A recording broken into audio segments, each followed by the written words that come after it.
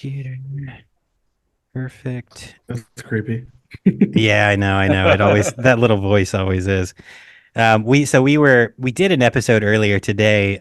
We covered Brain Scan from '94, Yeah. and so typically I play on this like tube right here. I'll play some VHS, and today I played something I hadn't watched. It's called Near Death, and the director's Joe Castro. He's an effects artist, Yeah, so he did Mutilator too. oh, it was wild. So we're just Mikey and I are talking about, brain scan, and every 5 minutes we're like, holy shit, what just happened on the TV? So I Very decided distracting. today to not play anything because I don't know what'll happen there. So Well, I remember in 1980, around 88, a friend of mine, the prop guy from Evil Dead 2, said, "You've got to watch this film." It was Peter Jackson's Bad Taste. oh my gosh. Oh my God, I love that movie so much. Yeah. It's so crazy. Yeah, I when he followed up with Dead Alive or Brain Dead in the lawnmower scene, it was that blew my mind the first time I Oh saw my it. God. Great stuff. Tons and Yeah. tons of blood. Yeah.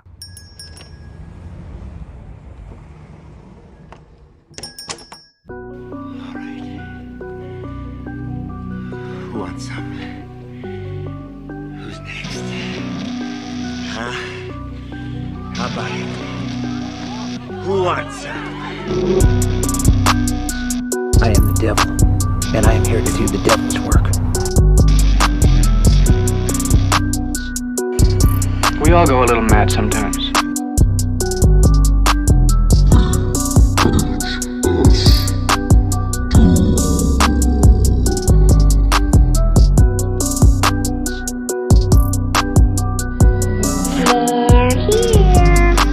Hello, everyone, and welcome back to the VHS Doom podcast and rental store. I'm your host, Dylan Crutcher. We're so glad that you're joining us again this week for another deep dive into the shelves of madness. We hope you all enjoyed our last episode where we did a dive into 1994's Brain Scan, directed by John Flynn. And we were dragged into, Mikey, what was the game called? Brainstorm. Brainstorm. Type on it? Yeah, which was a knockoff version of Brain Scan. It was ridiculous, but we survived that. We made it back. So we truly appreciate all of you who have been supporting us along our journey. And if you're joining us for the first time, we're so glad that you're here. This week, we have a very special episode lined up for you. We are so lucky to be able to secure an interview with a legend in the horror and effects world, Mark Shostrom. If for some reason you don't recognize that name, you need to go do some research, especially if you're listening to our show. But you'll absolutely recognize the films and shows he's provided special effects for over the years. From multiple Nightmare on Elm Street films, The Mutilator, which we've talked about extensively on this show, Evil Dead 2, Phantasm 2, From Beyond, X-Files, Men in Black, Buffy, and it's just so many more. So we are super, super excited for this. So before we get started, as always, I am joined by my ever nefarious, dastardly, can cracking, and always awesome co-host. It's open now. Is it? You're not going to crack on me today, Mikey No, Mutant? that was funny earlier. You got me well. You How's got it me going? good. You did. Yeah. So I think it's only right that we skip all of our usual pandering. Definitely still. Please go like and subscribe, give the show a rating, all that stuff. But I'm not going to beg you, to support us this week. So we're going to dive right in. So, Mark, thank you so much for being here today. My pleasure. Yeah, we are so excited. Just to give our listeners a little context as to how we got this set up, we saw you post on Twitter about the 40th anniversary of The Mutilator, and we had just talked to Buddy Cooper, and he told us an epic story about a food fight. And I was like, Yeah. oh, I got to ask Mark. At your birthday party. That was actually 41 years ago. And when Oh, you mentioned food fight, it didn't register. But then I watched your interview with Buddy. And as soon as you said cake, I remembered. yeah. He smeared cake on my face. I got him back. I don't know how far that whole thing went. But Oh my gosh. Yeah. He said it almost derailed your whole project because he said he left a beer can on the manager's wife's piano or something. So he was Oh, like, yeah, that party almost shut us down. I was like, oh man. Well, we all stayed at the Oceanana, which was owned by Buddy's father, but the manager, Daryl and his wife, Kay, Mhm. really kept, they like to keep a fine finely oiled machine running Okay. there. We had Yeah. our shop set up in, I think, two of the motel rooms, and we covered the carpets first thing with, really thick plastic and all that. Yeah, yeah, yeah. But they were really concerned, you can't destroy the rooms. That's the right person to have managing your establishment, I think. So, Well, but I'm glad they forgave you guys and let you back in. That was well, good. they all got to know us, and Yeah. we took good care of the room. Oh, And I think, wonderful. some family from, Florida probably rented and never knew it was created in those rooms. Isn't that funny? Yeah, just to think about well, I guess you don't want to think too much about what happens in hotel rooms, but that is very Yeah. interesting to have that happen in a hotel room. For sure. Awesome. Well, we are super lucky you had some time today, and I figure we can just kind of dive right in. We definitely want to talk to you more about the Mutilator, and we'll hear about that. But Mikey has told me several times before we ever spoke to you that you are one of his favorite special effects artists of all time. So I think he's chomping at the bit to ask you a bunch of questions. So we'll kind Ask of away. jump in. If you don't mind, Mikey, I'm going to take the first one because I've asked the last three people that we've had on this question, and I really like starting interviews like this. We've been lucky to be able to speak with, a couple directors now, a couple effects artists, and I always like to hear how people find their way into the film industry, and making that their profession. I assume you were a cinema fan as a kid, but what sorts of films were you into? How did you get to, entering into the world of film? Boy, it's a long story. I'll give you the short version is I was born in 56, and the first two films I remember seeing in the theater, the first was Dr. No, the first James Bond film, 1962, Mhm. and How the West Was Won, also I think 1962, and that one was Cinerama. So back in the early 60s, you watched movies on a small black and white TV. That's all anybody had. And if you wanted to watch a movie that was, we were living in Minneapolis. If you wanted to watch a movie that was transmitting from Chicago, it'd be all static and fuzzy. So you go from a tiny black and white screen to James Bond and the whole intro with the great theme song in living color that's like 20 feet high. Yeah. And you're 6 years old. It's like, wow, this is really neat. And then the next one was Cinerama, which was, triple wide screen, like unbelievable. Yeah. So I got interested in movies and then monster movies right after that, a couple of years later. Okay. So I'd always been interested. My two passions in life at the time for my whole childhood and teenage years was music and makeup. And when I moved to LA, it was kind of to try to get, I was thinking more in terms of music, the music business, but I didn't know anything about it. Hmm. And I also thought, well, I'd like to try to get into this makeup thing, but that was back when, 1979, 1980, they didn't make films that featured heavy prosthetics. If they did, it would be every 5 years and they'd call Dick Smith. Hmm. So I happened to be working at a really shitty job. I just moved here, saw a Dramalog magazine and a little vending machine on the street, and I had 2 quarters left, and I put them in, and there was an ad for the American Film Institute for makeup artists, and in fact for a whole crew. And I answered the ad. Long story short, I got the job. Hmm. Told my boss at the shit job, and he said, "You want 3 weeks off? You're fired. Get out of here." So like, okay. Yeah. So that kind of started it off, and I ended up working on 5 or 6 short films. By short, I mean anywhere from half an hour to 45 minutes. Okay. Really professional American Film Institute Conservatory director's thesis films. So Ah. these are pretty cool projects, and that was my start into the industry. And I kind of just fell into it, and you meet people on a movie, and then they work on something else, and they call you up, and that whole thing just snowballs. And Right. then you look at your calendar and you go, Jesus Christ, it's 44 years later. What Right. happened? Right. I imagine if you love what you do, time can go really quickly, right? Yeah. And projects go by fast. And I got in 1980, but by 1985, makeup effects had gone in 5 years from being not not heard of too much, not used in films that much. So all of a sudden, tons of movies featuring makeup effects and all these indie companies like New Line and DEG, everybody, propaganda films popping up, and they're all making these $2 to $4 million indie films, and a lot of more horror films, and it kept all of us busy for many, many years. Right. That golden age, 80, Absolutely. 80 on. That's just a magic time, and so many great titles came out of that time. I think I was reading through your filmography, Slumber Party Massacre. Did you work on that film? I did one night. Oh, one night. Okay.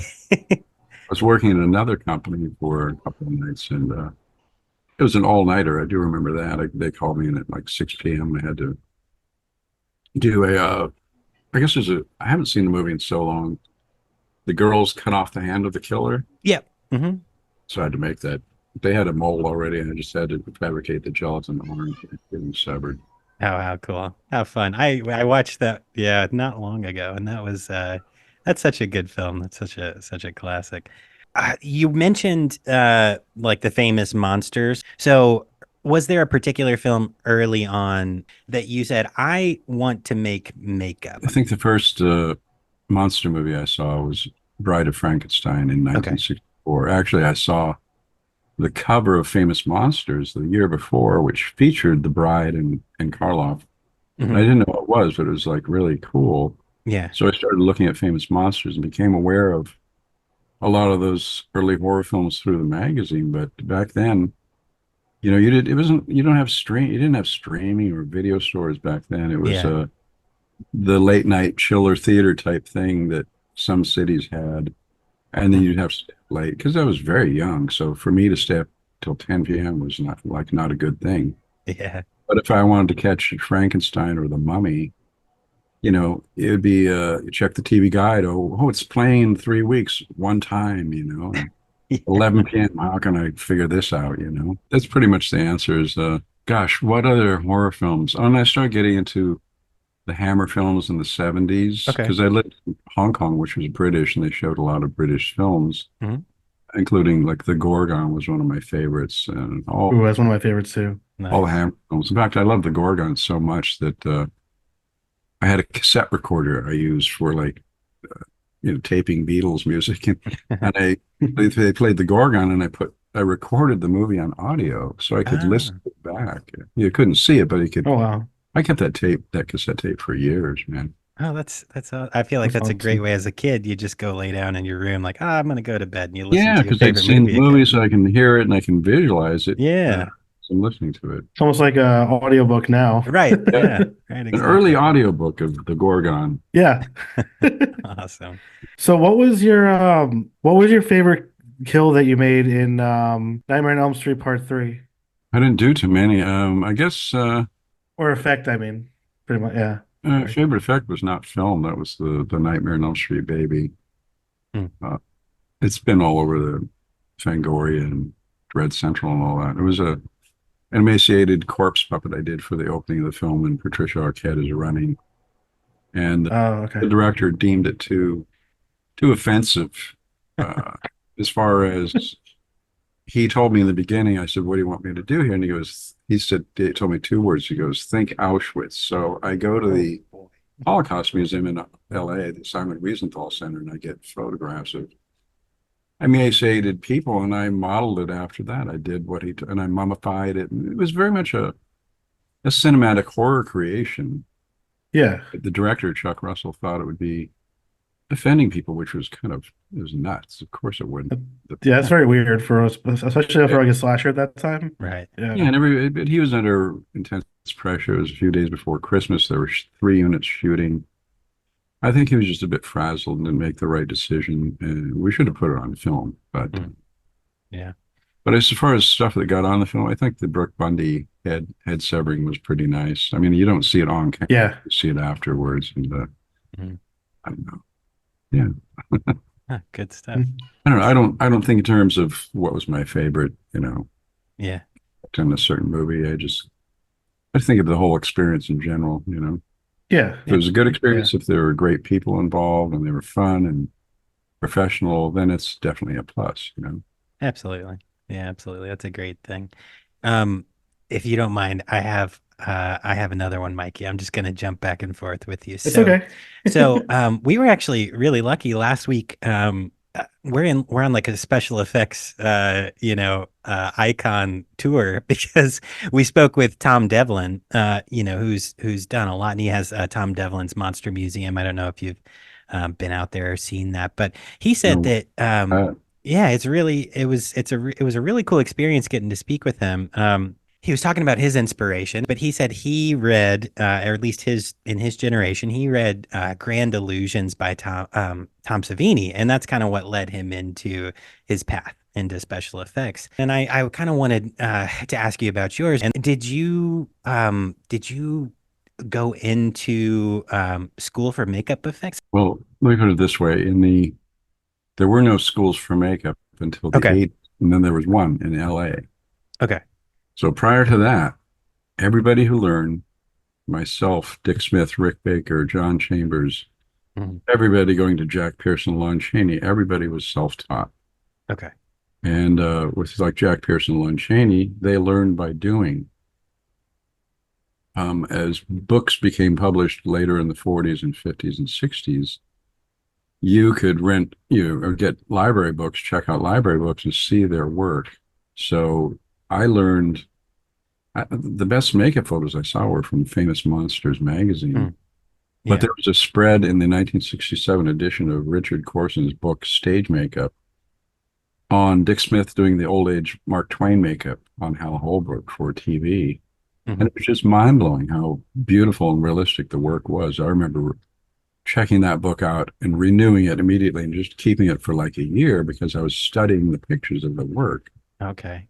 But to answer your question, no, there were no schools for makeup. And Yeah. there are today. In fact, I've taught at a couple of them. I honestly wouldn't recommend anybody go to a school for it because you can learn on your own. Yeah. And Yeah. that's the best way, really. Right. I think Just learn by, passion and practice, right? yeah, I mean, it sounds crazy, but in the old days, I Uh-huh. mean, before the internet, you want to learn something, you get a library book, you buy a magazine. Mhm. I mean, not just for makeup, for anything. Right. Right. No, I like that. I think that's important. And I think if you can stick with it through figuring it out yourself, I feel like on the other side you come out just so much with so much like self built, knowledge. It's just a You'll great you'll thing. get you'll get the knowledge and you get the confidence too. Right. The confidence that you need to be able So to make bluff what your you way need. into any job. No, You're I'm just right. kidding. Right. I love the positivity. There you go. Yeah. Well, so speaking of walking your way into a job, you said you worked through four different AFI I think projects? What was 5 or 6 AFI oh, projects. what was the very first film that you worked on? The very first one was a little romantic film called Violet, starring Didi Khan. That was the one I lost at my day job to go do, and Okay. it was a really cool film. It ended up winning an Oscar for Best Short Film, which was kind of neat. But Mhm. I was doing stray makeup, and Dee Dee's character had to have a big scar on her face, and at one point on her chest area and her neck, she Mhm. had an accident when she was a kid. And she's in the movie, she's taking a bus from North Carolina to Oklahoma to see one of these faith healer preachers to cure her ugly duckling face. And of course, she falls in love and learns that beauty is only skin deep. But it's a really cool film. Okay. But that was, yeah, Nice. so in fact, it just came up on YouTube last year. And I'm like, oh my God, I've been wanting to see this forever. And Oh, really? Okay. All right. So it's available check to it out. watch. All I'll right. send you the link. Yeah, please do. I would love that. We could talk about. So we typically will do. I know I already told you about our movie suggestions at the end of the Ah, week, but I got my Mikey and list I. ready. I'm itching, but I'm not going to ask yet. Yes. But we always watch a couple films to talk about in the beginning of our show as well. So I might have to check that out and give a little review. That'd be great. Well, there's Mikey, nothing horror about it, but Yeah, all no, the that's okay. early things were not horror until I came to a little promo called The Witch, which was Uh, extremely violent and gory. And yeah, okay. Did you did you fall in love with that type of makeup work after that project? Or had you always wanted to get to that like gory effects place? I don't know. Does that I question make really, sense? I loved doing any type of makeup. Okay. In Violet, it was Didi Khan, sort of not a beauty makeup, but a straight makeup for women, a scar. The next thing was something with Simon McCorkindale, where it takes place in the Belgian Congo, and the characters have to be scratched and bloody and dirty and bruised. I enjoyed all that. Mhm. And once I got into the 1981-ish, more than half my job calls were monster effects and creature effects or gore. Okay. So it went from just being just makeup to, it's a slaughterhouse, And Right. then it Right. tapered off in the mid 90s to the point where I was actually on staff at Star Trek creating aliens all the time. Yeah. And I asked my boss, Mike Westmore, well, what's next week? You haven't given me a sculpture assignment. He goes, it's a planet of beautiful women. And I'm thinking to myself, phew, I haven't done a beauty makeup in 15 years. What am I going to do? Okay. So it went back to that. And I'm like, I used to do that all the time. I just hadn't done it in a while. Okay. Okay. Crazy. No, very cool. Sorry, Mikey. I know I'm hogging questions. No, What you I'm, got, I'm buddy? giving you. No, I want to hear these stories. I love to hear about the Star Trek stuff. I Yeah. used to watch that show with the Voyager with my dad a lot. Oh, yeah? Oh, Cool. yeah, absolutely. Yeah. Okay, so I had a question. What was it like working with Angus Scrimm and Don Coscarelli on Phantasm 2? Angus is one of the nicest men, one of the nicest people I've ever met. And he was just a joy to work with from day one. I mean, I didn't know what to expect because Mhm. on Phantasm 2, I, of course, had seen the first film. He was a bit younger then. Yeah. And my concern was, I had to do life casts of him. I had to make molds of his head in very Mhm. screaming, grimmest expressions. And Angus was over 60. So that's, easy enough for a younger person to do. And I was a bit concerned about that when he showed up. And I cast his hands first so he could see how the material worked. He could look down and watch me working. And I said, I'm going to do this to your face. And the first one, he was just a normal static face with eyes closed like that. But then I had to get into, it was a whole day affair of, okay, 1 minute before this material sets, Angus, I need you to scream and squint your eyes and hold that position for a couple of minutes until I tell you to relax. And he did that for like 3 or 4 heads, and he was Oh, wow. great about it. And very comfortable. And we had a thing in common that he enjoyed the Beatles and I enjoyed the Beatles. And Oh, cool. he had in fact, I don't know if a lot of people know this, but he wrote the liner notes for the first 2 Beatles albums for Capitol Records. Oh, I didn't Oh, know really? that. That's He was awesome. very familiar with that. And Huh. yeah, it became really cool. When he came to the studio on Phantasm 3, he brought his dog and dog bowls and dog food, and everybody hung out while we did more live casts and all that.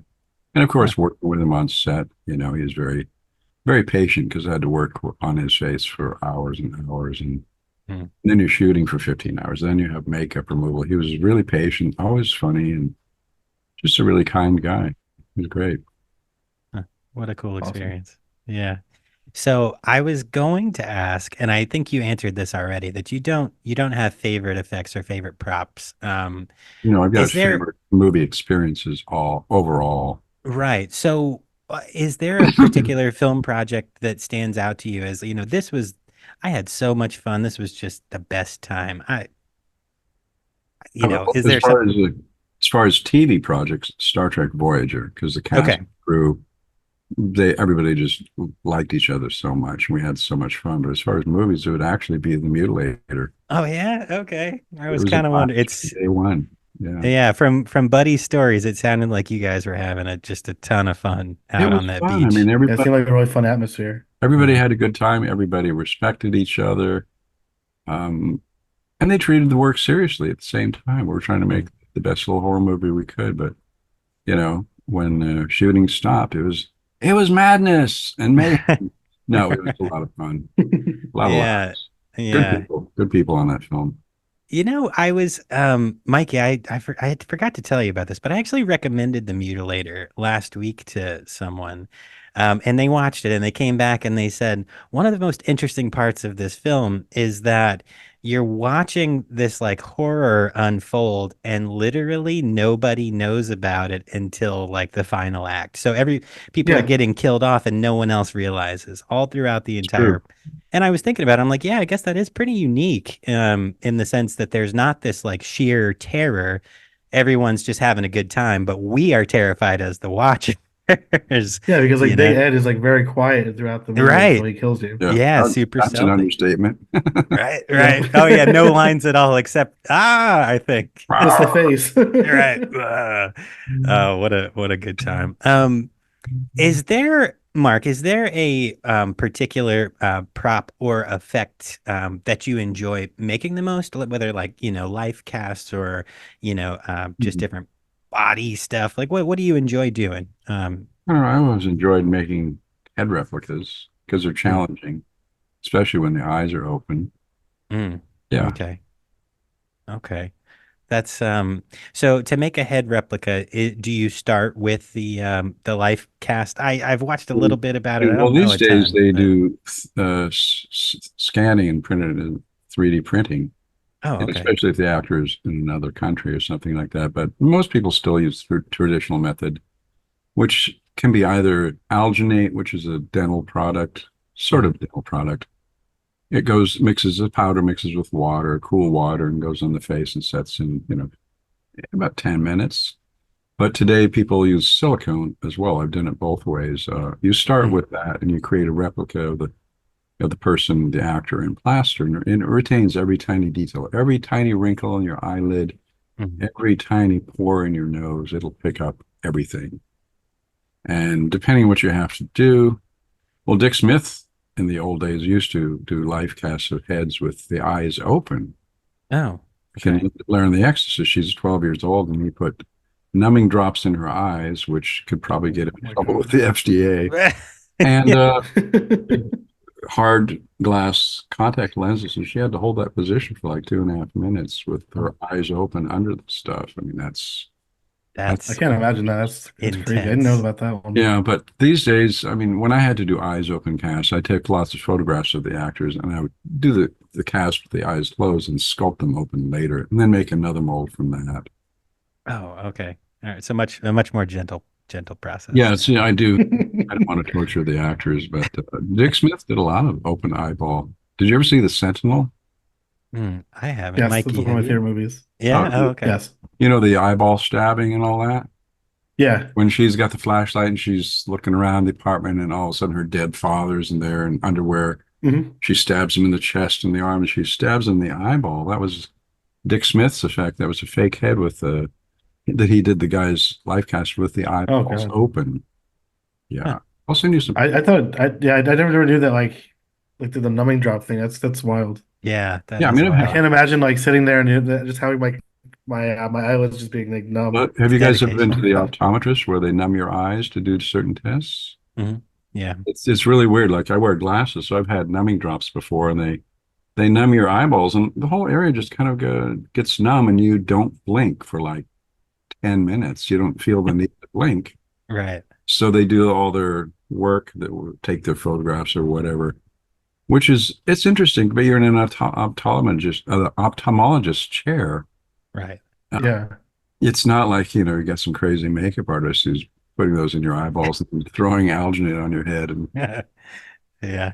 I I think I would Interesting. prefer the doctor's office, honestly. Yeah, I You mean, know what? If I could get a cast in my face, I'd deal with that. That would be awesome. I feel like it'd be too claustrophobic for me. I don't know. most people think they're not think they're claustrophobic, but they're not. And Mm, you have total control. And I always mm, always arrange hand signals like this means I'm doing okay, thumbs up. uh-huh. This means take it off. Uh, Even if Okay. the person doing the live cast turned his or her back, the person that has it on their face could literally reach up and just take it off in half a second. And you let Okay. them know that. And yeah. frankly, I think a lot of people would feel embarrassed if they lost Yeah. control. And so they stick Yeah. it. And it's not a bad feeling. It's just like closing your eyes and Yeah. not moving for 15 minutes. So, a long time ago, Mikey and I did a real like crappy short film where we were making props. And I remember we got I still alginate. have the hand, by the way. Yeah, yeah, here. It's on Mine's my in the other room. TV. Let me I get it. got I don't a know. little bloody hand Ah, stub. But we used that alginate to like do a mold, and I cannot imagine how you would apply that to someone's. It solidifies pretty quickly, doesn't it? How you did? must have used dental alginate. It takes about 2 minutes, right? Yeah, it was really quick. So Yeah. in the early 80s, that's all you had for head casts is dental Uh, alginate. And to make it give yourself like 2.5 or 3 minutes of working time, you had to use really cold water, like throw ice uh, cubes in it, literally. uh, So the first times I tried to do a head cast, I had a buddy who was willing to be a good guinea pig, and I said, I'm gonna use ice water, and it's gonna be really cold. Let's go for it. mhm, And to have 3 minutes to do a whole head instead of two was all the mhm. difference in the world. I could actually do it. I couldn't get ears because those Uh, were tricky, but I could get a full head. And then around the mid 80s, Teledyne came out with a prosthetic alginate for taking molds of women for breast cancer and amputees. oh, And this stuff was about a 10-minute setting time. oh, all Plus, it had right. a retarder you could add to it to give yourself even more time. Wow. So you could go from, this panicky dental alginate where you have 2 minutes of working time. But all of a sudden, it's like, oh, you've got a leisurely 15 or 20 minutes. Oh, That okay. actually leads to a funny story on Mutilator because the first time I used the Teledyne prosthetic alginate was on Mutilator. For casting Frances Raines, we had to do a mold of her chest and her torso. And, this is the first time that Buddy Cooper is watching myself and my buddy Anthony, the Hollywood makeup guys, do their thing because he was watching all the live casting. And he goes, how long is this going to take? Or Francis asked, how long will this take? And I said, oh, it'll be 15 minutes. The Mhm. thing is, I had the alginate and the water measured correctly, but I miscalculated or I hit the wrong button on the calculator for the retarder. I put in 10 times too much. So it Oh took no. 10 times Oh no. longer. So Buddy and Francis said, how long is it going to take? 15 minutes. And all of a sudden it's an hour and the stuff is still flowing and we're pushing it up. I thought Uh, you said this would take 15 minutes. Well, yeah. So I think it took uh, like an hour and a half for the damn stuff to set up. And of course, by then the material had disintegrated and it mm, was goo and it was unusable. We had to do it all over again. But believe yeah, me, I was really meticulous about counting up that stuff afterwards. yeah, I Yeah, it was a bet. bit of I a bet. disaster. That Oh wow. was a What? long-winded answer. No, no, that's good. That's good. That's so interesting. I love the behind the scenes stories. I really do.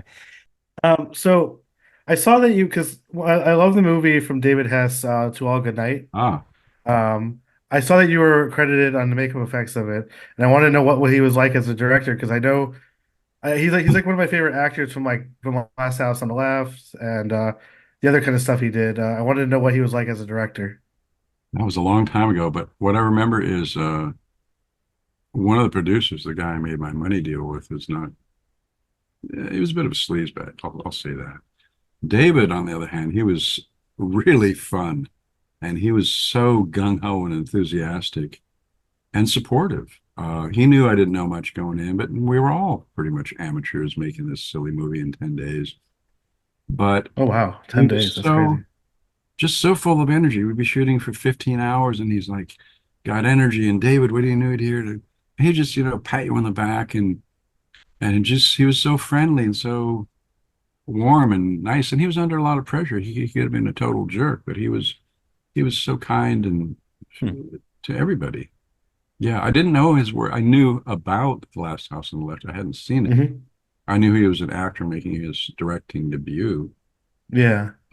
He was totally into it. Yeah, he was a great guy. I started emailing with him, emailing on Facebook, maybe about a year before he died. It was really cool to get in touch with him. And then all of a sudden I go to email him one day and like, he died. Yeah.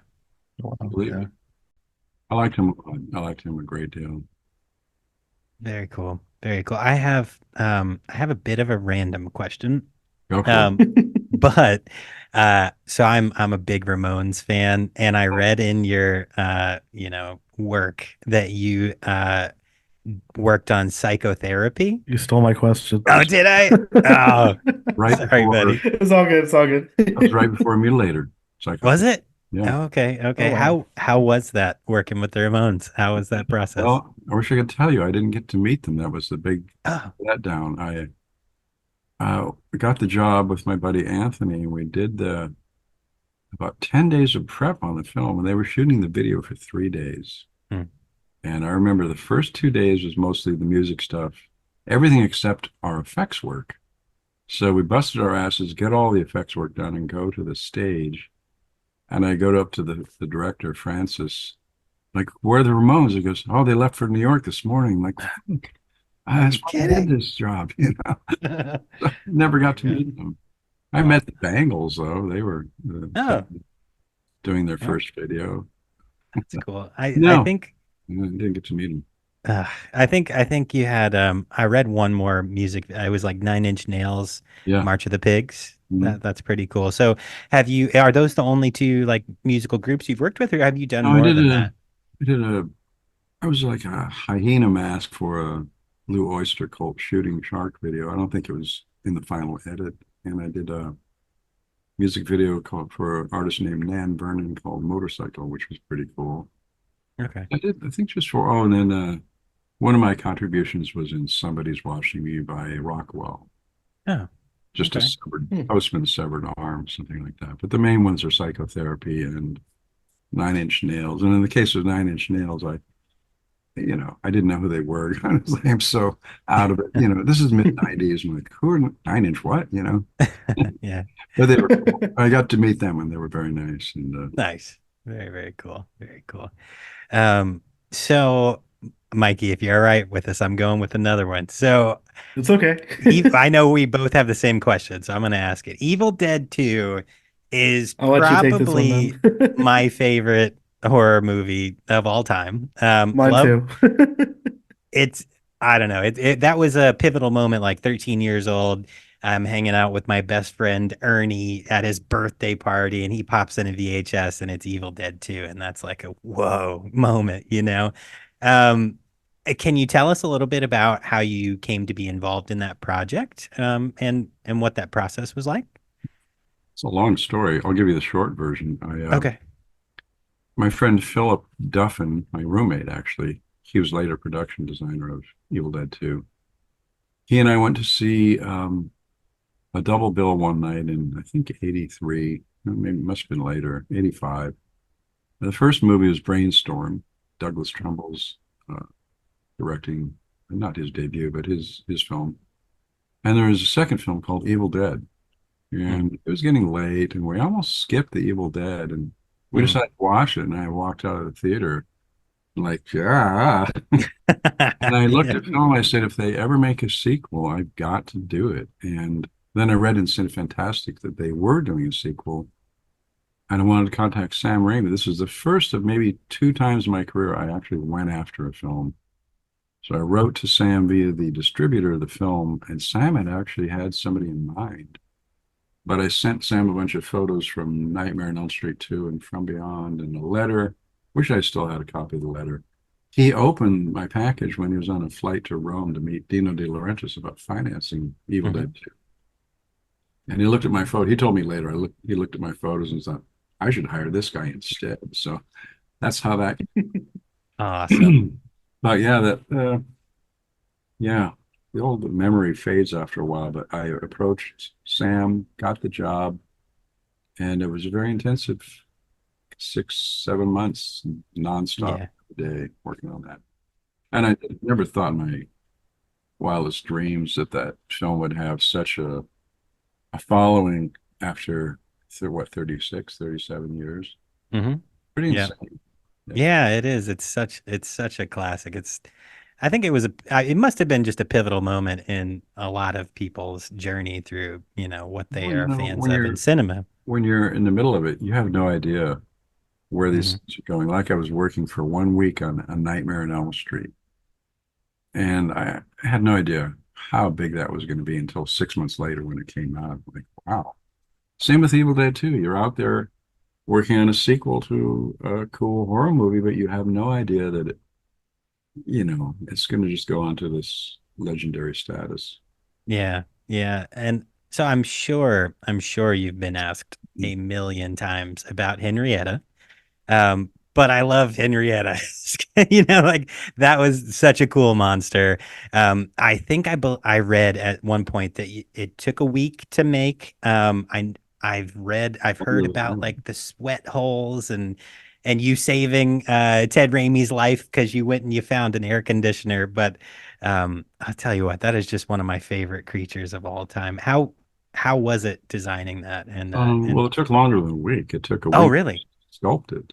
Oh, okay, okay. We had to take molds of Ted's body, create a fiberglass mannequin of Ted, and I sculpted onto that, which took a week.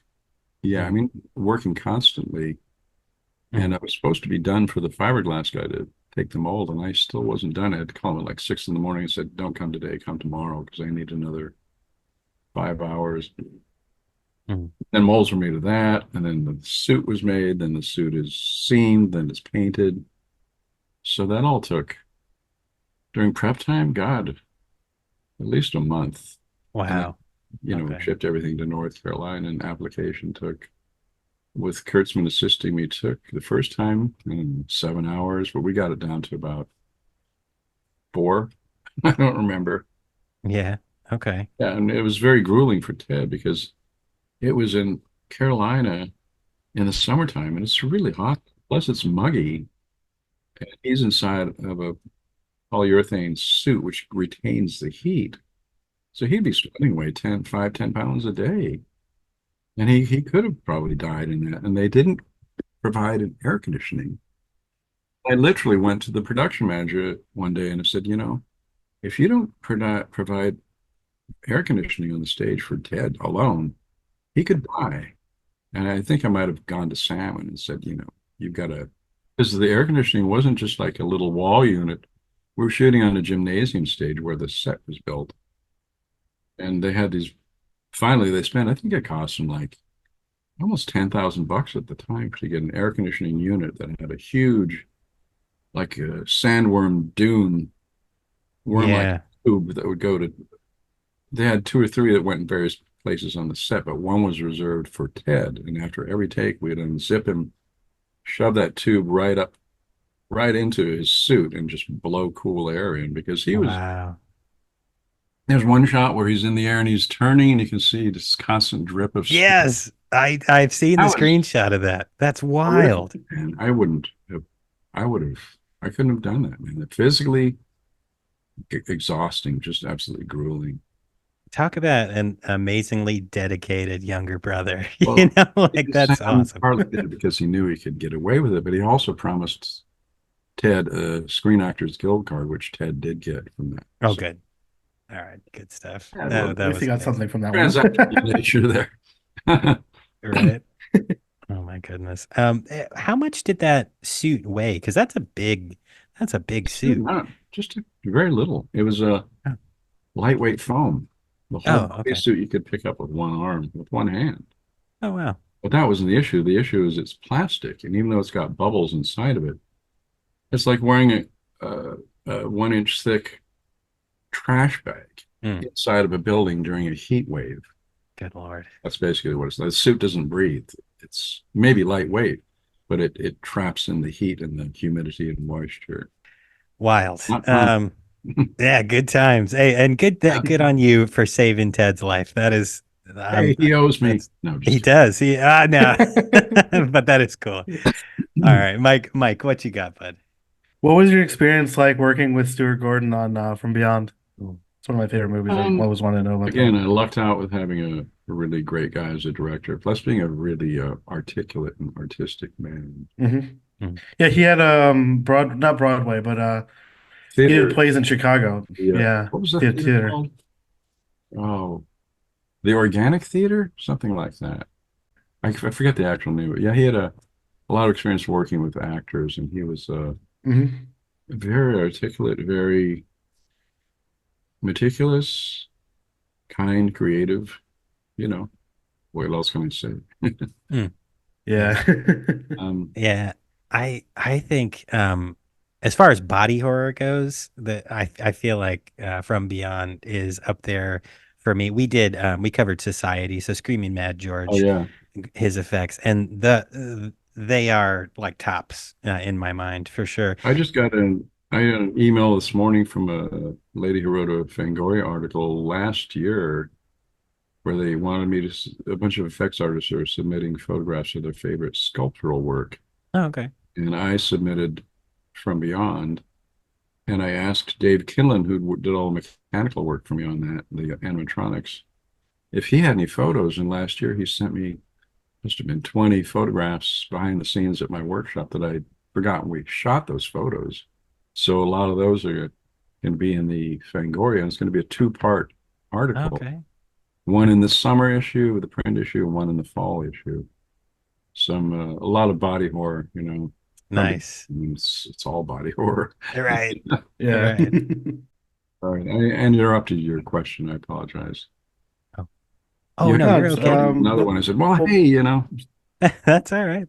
The second part of it was what was it like working with Jeffrey Combs on that movie too? Mm. I didn't go to set. That was Bob Kurtz. Oh, okay. Dave Kinlan went to set because From Beyond ended on a Friday, and my prep on Evil Dead 2 started on the Mondays. Oh, Wow. okay. Bob and Gotcha. Dave went to Italy. We did the makeup tests here at my shop, but they went to Italy to do the filming. It didn't require more than 2 people, so I missed out because I love Italy, and you know, it was the choice of I couldn't go. You know, we had to start prepping Evil Dead 2. Yeah. Well, I'm glad you did because it's Yeah, if, just so good. if they'd only been separated by, you know, another month or two, it would have been Right. great. You know, could have done Right. the best of both worlds, but it wasn't Yeah. to be. So for From Beyond, were you creating all of the monsters and the effects? Like was that your brainchild or Well, I don't know. when you see the credits, there's Mhm. 4 people listed: myself, John Biekler, John Nolan, and Anthony Dublin. Okay, Anthony Dublin did mechanical effects. John Biekler, John Nolan, and I did the makeup effects, but then you have to figure out who did what. So I did the Pretorius creature, the spindly pretzel-like creature, and the Mr. Bubble, Mhm. excuse me, on Ted Sorrell. John Biekler did a lot of the other cool creature effects, like the shrimp creature and all that. Yeah. John Nolan strictly did the Jeffrey Combs pineal gland Mhm. bald head. Mhm. So it's hard to, you know, you got to explain to people what you did and just say, I look at these 2 photographs. That's what I did. I didn't do anything else, you know. Gotcha. Yeah. Yeah. Very cool. Actually, I don't know. I had one more question. I didn't want to interrupt Dylan. No, go ahead. What was it like working with John Carl Buechler? Oh, he was lovely. I miss him. He passed away a few years ago. Yeah. He was a lovely guy and really funny. I met him. I don't know who introduced us, but I met him first on Forbidden World at Roger Corman's New World Pictures. Somebody called me or said go down and interview, and he was hiring, and he hired me to work on Forbidden World. I was on that, I don't know, a month, 6 weeks, and I learned a lot from him because he was very experienced, knowing what you needed to get through the shot, and he was really funny too. He did these incredible. He was an actor in Chicago, and he did these great impersonations. I remember Jimmy Stewart and Sean Connery. Mhm. He would do obscene Oh, wow. versions of them, like with, you know, the nastiest dialogue from Taxi Driver in Jimmy Stewart's voice. It was hilarious. But yeah, he was a great guy, and he gave so many people a start, the first job, and all that. Mhm. Good man, good man. So I feel like we're jumping all over, but Oh, I that's I okay. know we keep peppering in the Mutilator because it's just such a fun film and I really Mutilator. love it. Yeah, and so if as anyone who's watched the film knows, there is quite the gruesome gaff hook kill. Um, who envisioned that? I guess I didn't ask Buddy this. Whose idea was that, and how? What It was buddies. That was in the script. was it? Oh shit! Yeah, I mean, we don't, effects guys don't create that. That was Right. every method of killing somebody in that movie was in the script, and it was all Buddy's idea. And he had, I don't know if it came out in his interview with you, but he wanted to make his horror film different and unique to where he was filming. So he had almost everybody died by like a fishing implement, Yeah, right, right. little triangular or pyramid shaped weights, Uh-huh. gaff, and the prongs that go through Ralph's neck. That's for like piercing tuna or something like that. Okay. Okay. In fact, Yeah. when I got to North Carolina, I was reading the script and I go, buddy, what the hell is a gaff? You know what a fish hook is? Yeah. It's like one of those, only it's a lot bigger. My Yeah, God. that scene, that little shot there of the entry of the gaff into Right. poor Connie. Yeah. Yeah, people tend Gosh. to remember that. So the ending of Mutilator, when the car has pinned and then is pulled away and there's two halves of the body. Oh, Big Ed, yeah. You have Big Ed. What a great way. My brother-in-law. So It freaked him out. yeah, Mikey and I we used to do movie nights together, 10 years ago when we lived close together. And my brother-in-law was there for that. And he just was like, "Oh my God, I can't do this with you guys anymore." So what a cool effect. I mean, did you have to dig the hole? What was Well, there that were a setup lot like, of I guess? a lot of elements to that. I don't think we storyboarded it, but Buddy and I discussed at length exactly what we need for each shot. Like there's one shot of the real Jack Chatham, the real Big Ed, on the car as it goes backwards. Now, that might have been a real wall where we drove the car forwards and just printed it in reverse. Mm-hmm. It's all movie magic trickery. Sure. Yeah. But we did make a full body dummy of Jack for actually hitting the wall. Remember, we did that. But it's all done in elements. They had fake bricks, those big cinder blocks. Mm-hmm. At one point, they took, we had a real wall, but we also had a fake wall with those cinder block bricks that weigh nothing. They look really realistic. In fact, my buddy Anthony was walking towards me with a couple of these cinder blocks, and they're styrofoam, so they weigh about as much as a styrofoam coffee cup. And he's walking, and I thought he was carrying real cinder blocks, and he just dumps one on my feet, and I just jumped up screaming. But they were the fake ones. They looked totally real. That's So great. we had, you had a real actor, real wall, fake actor, fake wall. The car at all times is real. And then there's editing. It's very clever. But when we put Jack, Big Ed in when he's cut in half, yes, we dug a hole. He was underneath, and we had the guts portion attached to him, and then his separate legs are over there. Yeah. Yeah. It was so gory. And Oh yeah. yeah, we made like all this blood. We made 25 gallons of blood, and we were shooting in the dirt. Oh, wow. And right before you roll, you pour the blood everywhere, and it would soak instantly into the sand. So like, oh shit, we just lost a gallon. And then, well, we're not rolling yet. Well, we just wasted a gallon of blood into the sand. So tell us when you are rolling. And then he has to cut the leg off the deputy that arrives too. Oh yeah. Yeah. Who's a friend of Buddy's, I believe, who was actually an amputee. We did a mole of his knee. Ah. We made Okay. his leg for him and a stump. He was all gung ho about it. I thought it might bother him, but no, he was totally cool. Wow. Very neat. Very neat. So speaking of the blood that, fell in the sand, I think I read, and I think it might just doing my research for today, I think I read an article maybe where you talked about the Dick Smith. Is it Dick Smith's recipe Yeah. that people were using for a long time for blood? And when did he come up with that, I guess? Is that still being used today? Oh yeah, still being used today. Oh. Dick Smith came up with that for Midnight Cowboy. Now he'd done his monster makeup handbook in 1965 or six, and he had a basic Karo corn syrup food color mix it for blood for kids to use for monster makeup, but he elaborated on the formula and added wetting agents and opacifiers and stuff like that. And he first used it on Midnight Cowboy. There's a scene where John Boyd is trying to turn a trick with an old guy in a hotel room, and things go wrong, and he ends up smashing the very hard Bakelite phone receiver into the old guy's mouth, knocks out his dentures, and he's bleeding on the mouth. That was actually the first filmed use of his professional color film blood formula. Wow. Okay. That was used, using Howling, The Exorcist, The Hunger, American Werewolf. Yeah. Oh wow. And it's still Wow. used, The Godfather. In fact, Dick has mentioned in an article, he said for The Godfather, there's so much shooting and bloodletting that Francis Coppola wanted to try different types of blood.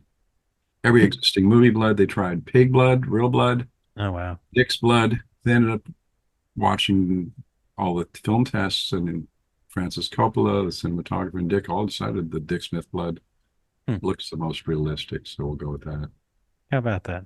Very, very cool. Yeah. In fact, when I was teaching, I had a nurse as one of my students, and we were doing blood making, and I said, well, can we, you know, can we compare, or she offered to compare her blood to the fake blood. And by then I was using sorbitol instead of corn syrup, which worked better, but it was still Dick Smith's color formula for the food coloring.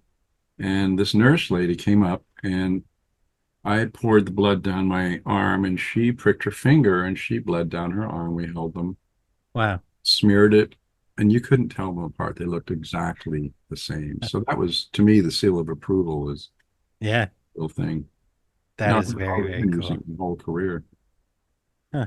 Except Very, for very To All Good Night, when I didn't know about Dick's formula, and I used poster paint, and I don't know what the hell I used, but it didn't look too great.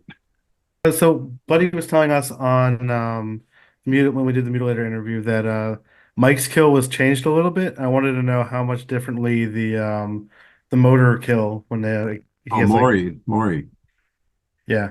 Um, what happened was, in fact, one of the pictures I sent you, there's a picture of Buddy Cooper smoking a cigarette with a plaster body and a big exploded bloody portion. That was the thing that didn't work. Basically, Maury, the guy with the blue windbreaker you're talking about, right? Hmm. Yeah. Yeah, well, he's supposed to get the motorboat outboard motor blades to chop. Yeah. And my plan, that was pretty much my effect. My Mhm. plan was to use a real outboard motor and chop into the stomach for one shot. So I made a gelatin stomach piece. But the thing is, I made it kind of too rubbery and too thick. So instead of cutting into it, the blades bounced off like it was a complete disaster. Oh no. So that's when Buddy came up with the idea, or somebody did, of putting blood tubes at the end of the outboard motor, or something, a prop similar to squirt blood and show the aftermath, which is the big prosthetic that we glued on Maury. Yeah. But if you look closely, you'll see his fingers are missing. That's not his hand. That was a hand I made of Paul Shinar, the bad guy from Scarface, because I'd worked with him on the movie and shot his fingers off. Huh. And it was not used. So before I packed for North Carolina, I was looking at the bloody hand and this will work. And I just threw it into the box, Yeah, cool. Wow. That's awesome. So you are an Emmy winner. You've won 3, I think I saw, right? More than Donald Trump. Oh, wait, he has 0. Sorry. Yes. Yes, I love it. So Star Trek Voyager, Buffy the Vampire Slayer, and the X-Files all won you won Emmys for all of those. So you definitely, you grew over time in your craft, and I feel like you really came to master it. And do you feel like that was, your peak work, or what was, I don't know if that question makes sense, but did you feel validated by those? That's a good question. Nobody's asked me that. Peak work. I don't know. I'd done so many things in the horror film world, even before Star Trek. I mean, winning the first one was kind of cool. Yeah. But we actually, all of us on the makeup team there, had done an episode called Faces, which we put up for a nomination. It didn't even get nominated, and that was just the title, Faces. It was full of prosthetic makeups. It should have been nominated and won. The episode that won, I didn't think the makeup was anything, earth-shattering. So it's kind of I didn't feel I reached my peak winning the Emmys. Okay. I don't know. I mean, collectively, I guess that would be the peak when I collectively look back at all my work. Yeah, yeah. Because Gotcha. you don't think about it when you're working on something at the time. But if one time for somebody, I did a 3-page, big page photo collage of all my work, and then I edited my reel. I'm going, geez, you did a lot of stuff, But when you're Yeah. focusing on one job, you're not thinking about the others or where it Yeah. fits into the grand scheme of things. Yeah. I don't know if that's a good answer, but No, that's I think that is a good answer. I think it was kind of a different question, but I really appreciate your answer. Yeah. Mikey, what you got? I I don't have any more questions. Oh, The, okay. the rest of them are like the same as you. All right, good. I can hog it then. All right, cool. So, Yes. when when I was speaking, when we were speaking last week with Tom Devlin, he kind of painted a bleak picture for the future of practical effects, and particularly the outlook of foam latex. So, where do you see the industry going? Do you see what you did and the work that you made continuing into the future? that's a huge, many-faceted question. Hmm. Um, I mean, then you're going to get into all aspects of AI, things like that. Yeah. As far as makeup effects, foam latex and all that, when Jurassic Park came out, what, 93, 94? Was it Hmm. 94? I think it was 94. I have it right in front of me. Let's see. That came out 93. Okay, I went to see that in the theater one weekend night alone because I thought, oh God, I've got to see this. Am I in trouble here, you know? Mm.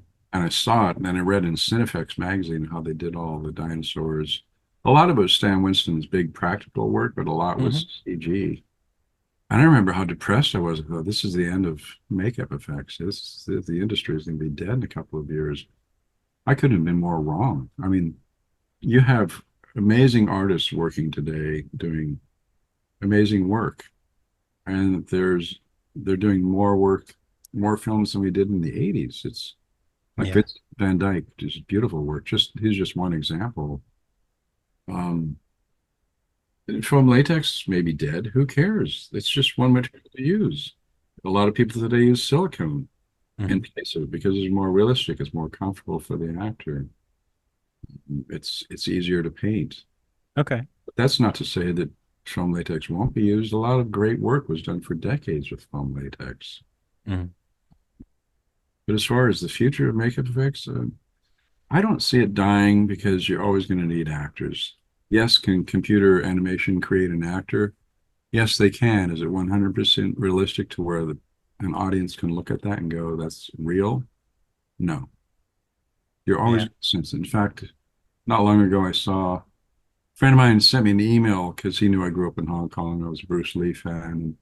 And he sent me, oh, they discovered this film of Bruce Lee. Never before seen. I took one look at it and I thought, that's fake. It's computerized. I could Yeah. tell. Yeah.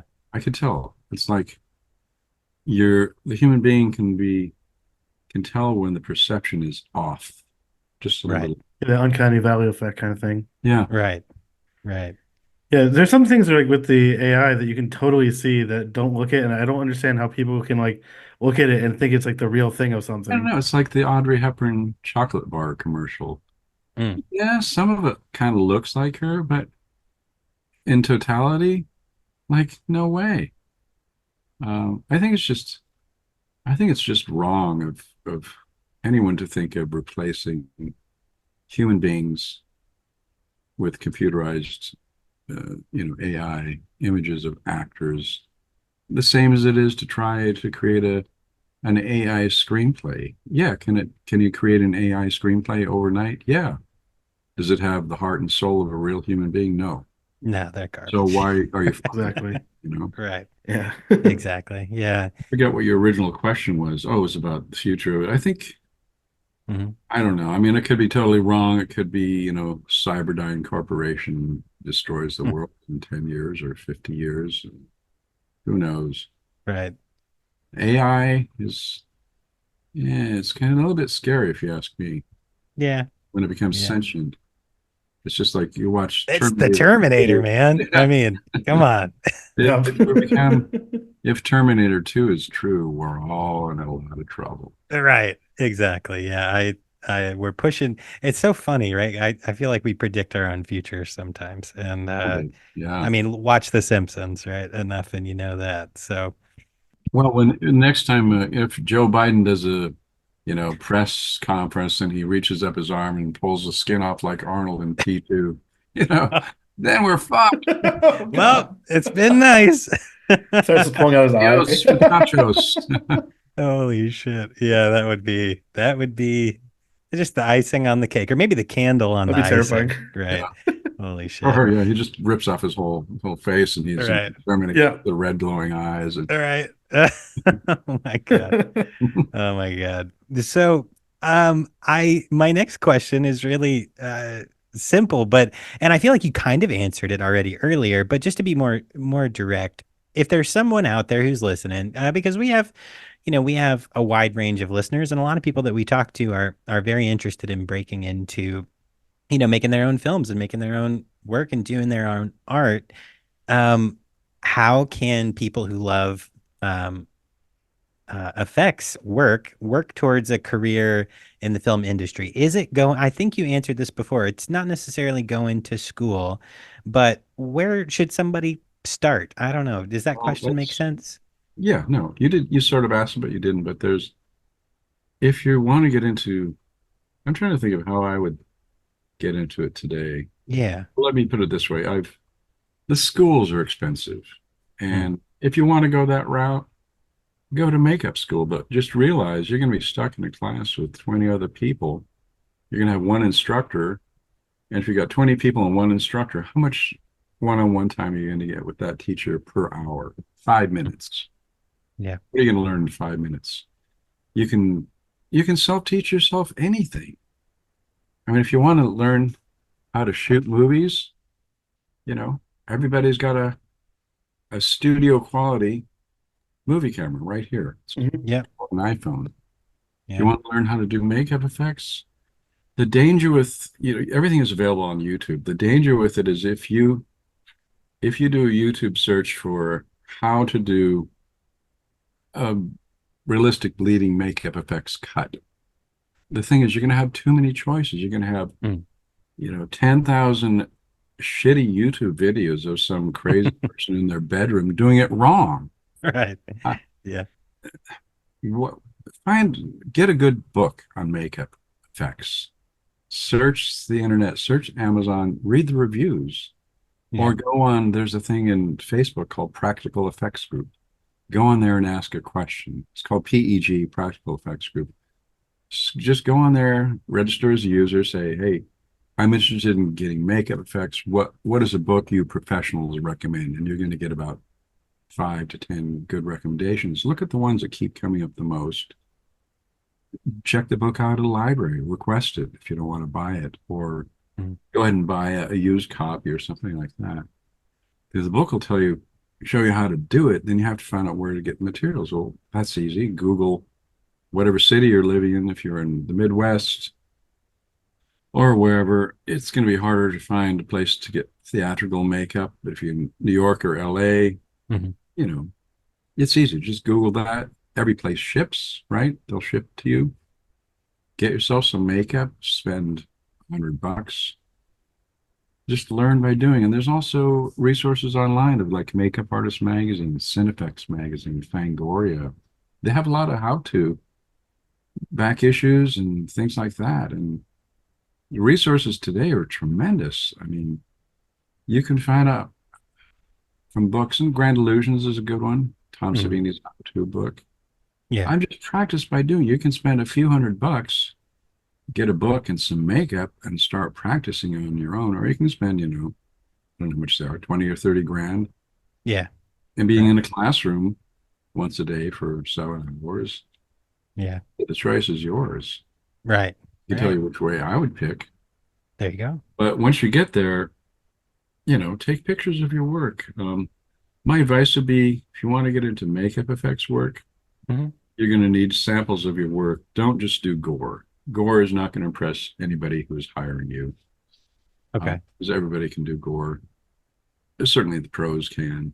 Do realistic stuff, like do a realistic head, a fake head. Okay. Yeah. Maybe try to do a makeup on your mother. Try to age her 30 years or something like that. Okay. All the information is out there. You just have to practice on it, on a model. Hopefully not yourself, although you may have to. Right. Yeah, you got to do what you got to do there. Yeah, if you got a boyfriend or girlfriend, That's where you can tell if they really love you, if they sit for those makeup sessions. Oh, it sounds like you have experience in that. Did you put family or spouse through your as a Yeah, guinea pig when my you were first, practicing? it's a funny story. My first life cast was my mother in 1976. The part that I got wrong was I had this really cool book called Film and Television Makeup. I'm not going to mention the author's name. Mm. And they had some good examples, some bad makeups. They had a little gallery at the end of really interesting, classic cinema makeups. But he had a little section on casting the face. This was the only information I had. And basically, when you do an alginate cast of a face, you mix it all up at once, one batch. Mhm. You put it on, it sets in a few minutes. You do it at one batch, you pull it off at one go.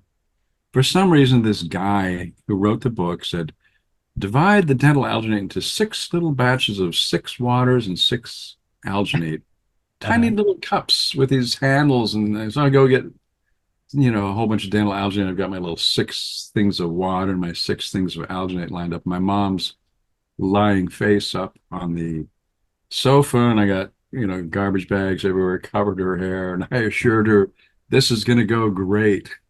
So I put the first batch on, I mix it, and before it sets, I start number 2, and I covered her eyes and her nose. And the thing is, when I'm mixing batches 3 and 4, I'm not paying attention to my mother, and the stuff is dripping over her nose. Oh She's no. like, Oh no. get me out of here. And I said, oh, hang on. So I actually did get, as a tiny, got a life cast of most of her face, maybe Uh-huh. bigger, and sculpted my first appliances on that. And then I did an old age makeup on my 22-year-old girlfriend. And, Okay. you Okay. find out who your friends are. Did your mom ever sit for you again, or was that it? No, but she reminded me for years when I became a professional and won Emmys and stuff like that. She'd go, I Yeah. remember when you did that live cast of me. And that was pleasant.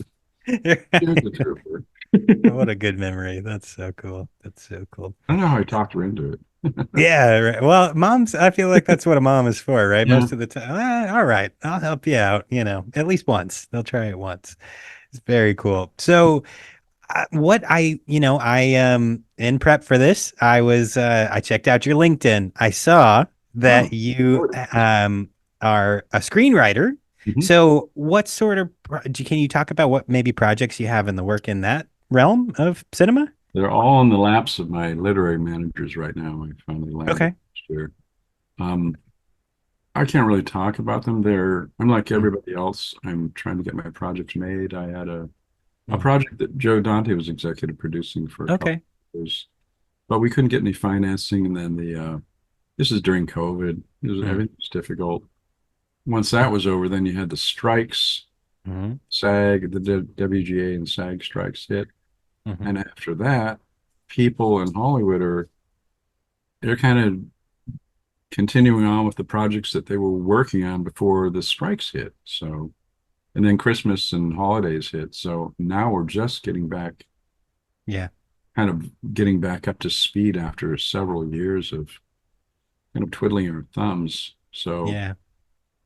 yeah, but as far as writing, that's what I focused on for the last 11, 12 years. And I didn't write any horror films until fairly recently, and I found out I really Oh, liked it a lot. I'm glad I okay. did. Okay. Okay. Very cool. But yeah, Uh, no, the makeup effects, I haven't picked up a sculpting tool or a makeup brush in almost 12 years now. okay. I kind of So, miss it, but I kind of don't too. question on that then. Have you considered, because you said find a good book, have you considered writing a book with about your experience, with your Um, experience in it? yeah, I considered it. I wouldn't want to write a book, how to, Oh, okay. but yeah, you never know. Well, if you do, I'll read it. Just throwing that out there. They So sold one. for one for sure. And I'll promote it on the podcast. So we'll get a few more sold. Very cool. I noticed there's a Reanimator poster on your wall there. Big Yeah. fan. Yeah, I got Reanimator, Frankenhooker, and then Lucio Fulci's House by the Cemetery. What's the last? And then Buddy sent me what'd you Oh say? yeah. Yeah. What was the last post? House by the Cemetery from Lucio Fulci. I have Buddy sent me for my birthday signed what's it called, Mutilator poster. Cool. That was I have to so get it nice of framed. him. Yeah. When I was Yeah. doing inserts on a movie called The Supernaturals, where he did all the effects in one Mhm. night on a stage, I forget where, but we were shooting this little stage, and we had some downtime, and I walked to the adjacent stage, and there was a guy, a headless corpse, sitting against a wall with his intestines spewing out everywhere. I'm like, whoa, that caught my attention. And I walked up to somebody and said, well, what are you guys shooting? Oh, it's this thing called Reanimator. And I got to Uh, see that. yeah, yeah. What a good film. I think the first time I ever watched that was with you, Mikey. I think you showed that to me for the first Yeah, I think time. I might have. Yeah, so the premise of our show, well, to start, really, it was just so Mikey and I could hang out and talk Mhm. movies.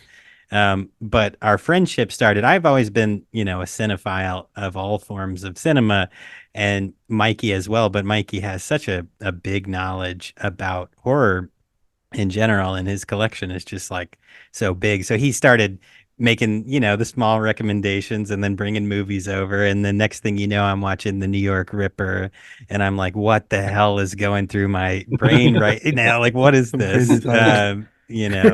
Well, All these. do you guys actually watch on VHS, or do you do streaming and rentals with DVDs and Blu-rays? Yeah. So, I see you have I, VHS tapes in front of you. everywhere. Right. Yeah. So I have now, and before the He show, got the collector bug with VHS tapes, and I he's was just been not getting it a a lot. VHS aficionado. But now because of the show, I have really got the bug. Actually, like over there on the wall, I just have stacks of them. And a lot of, ones that are factory sealed still. Like I have this little itch to find him now. But yeah, I before the show, it watching on streaming or, DVDs. Mike's collection though. Mike, how big is your collection now? I would say maybe I don't even know at this point.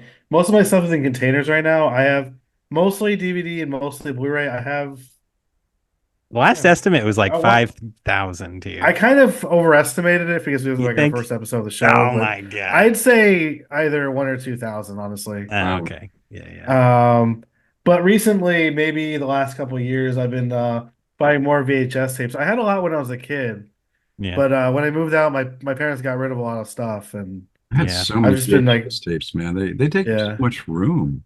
They they really do. They do. take up a lot of room. My Yeah. wife is mad about it these days.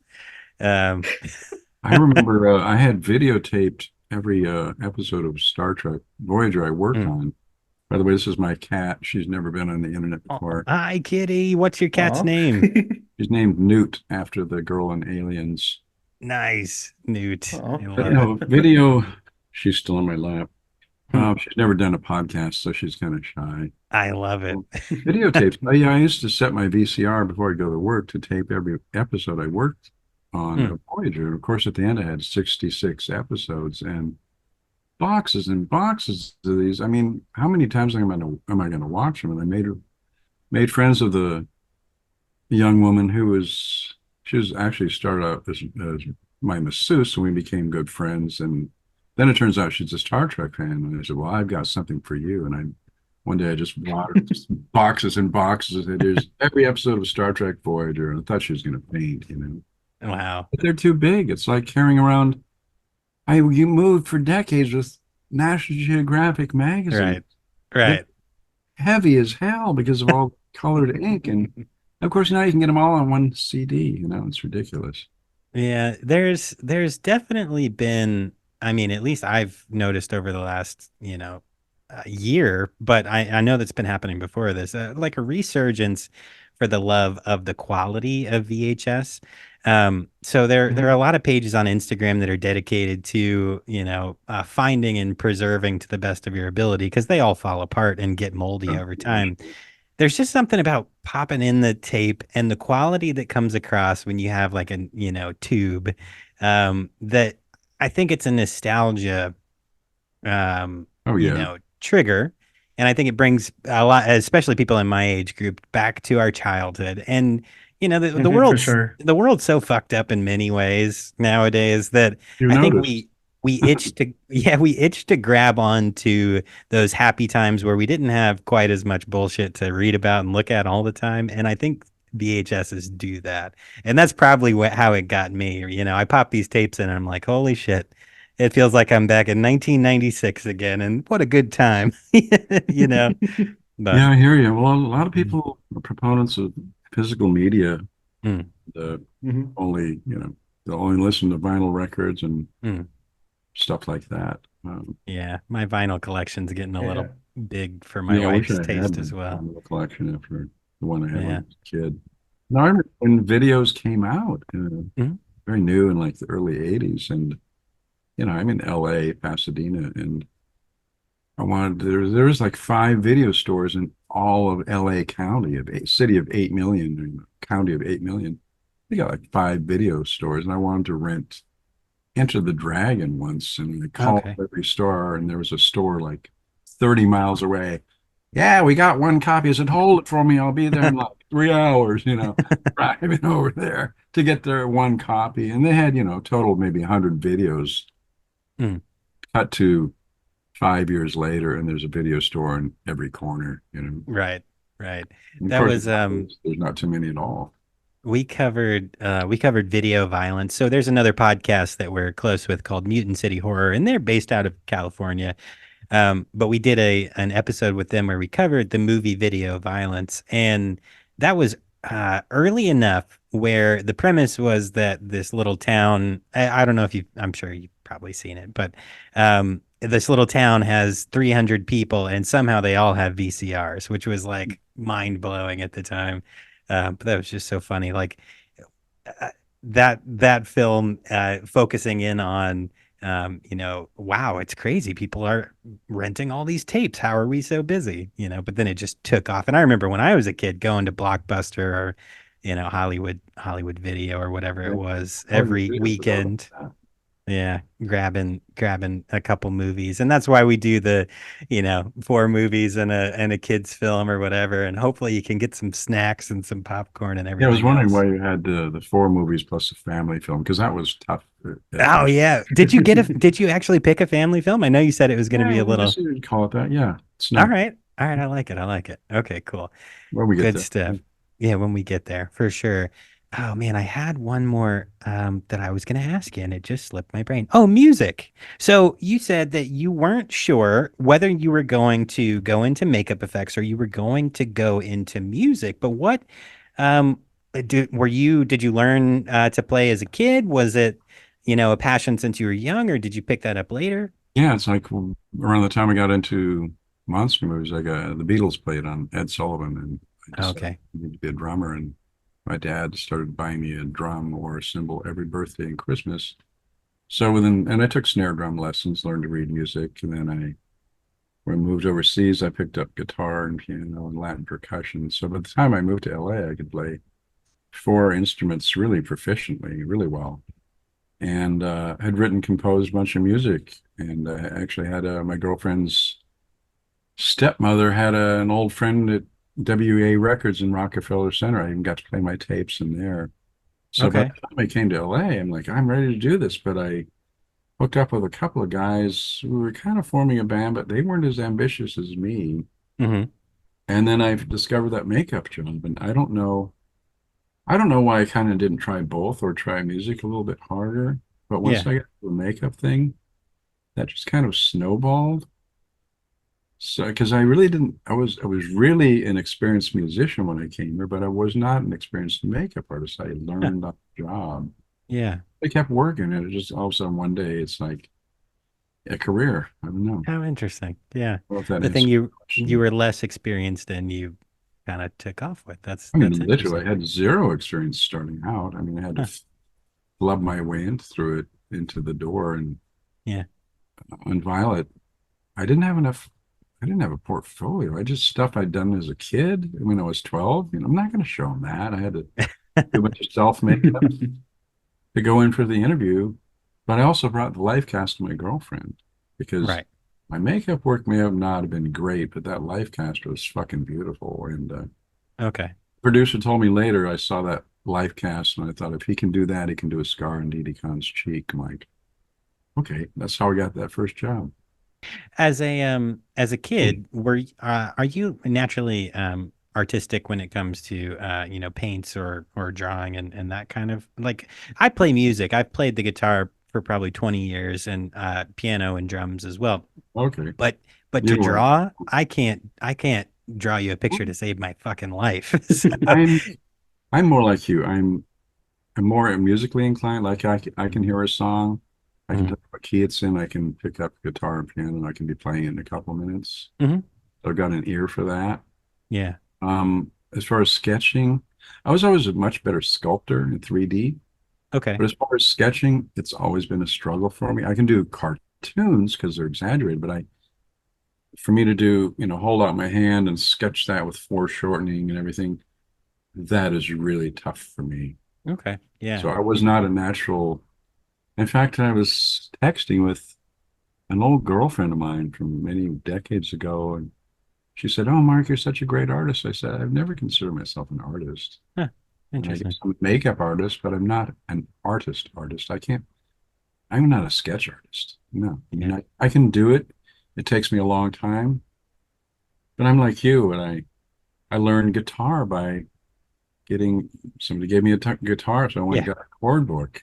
Yeah. Saw where you put your fingers, and first thing I learned was Mhm. like the Bee Gees song, and then I discovered Led Zeppelin acoustic. I'm like, oh, this is cool. But all self-taught. Are you Yeah. self-taught in music? Yeah, yeah. So my dad was a piano player, but he didn't want me Okay. to play the piano. He wanted me to play the guitar. So he got me, Dad, if you're listening to this, you never taught me anything. I'm just throwing that out there. I always wanted to learn, but I had to teach myself later. But the guitar he put in my hands. He had one, and he taught me a couple basic chords. But then I got the books, and then I started finding, the DVDs, and then Stevie Ray Vaughan. I found a Stevie Ray Vaughan on Austin City Limits, and I was like, holy shit, this is Great life stuff. changing for me. So then I picked up an electric after that. So that was kind of that path. I just kept pushing myself to learn more. Um, but yeah, no, I wasn't sure if you felt you were naturally gifted when it came to No, um, natural yeah, musician, not a natural artist. interesting. Funny, Okay. before, when I want to learn a new song on guitar these days, obviously I just go to ultimateguitar.com or one of those Yeah, or sure. chord. But Yeah. back in the 70s, there were times when I was like really broke, but a new Billy Joel or the new Genesis is out.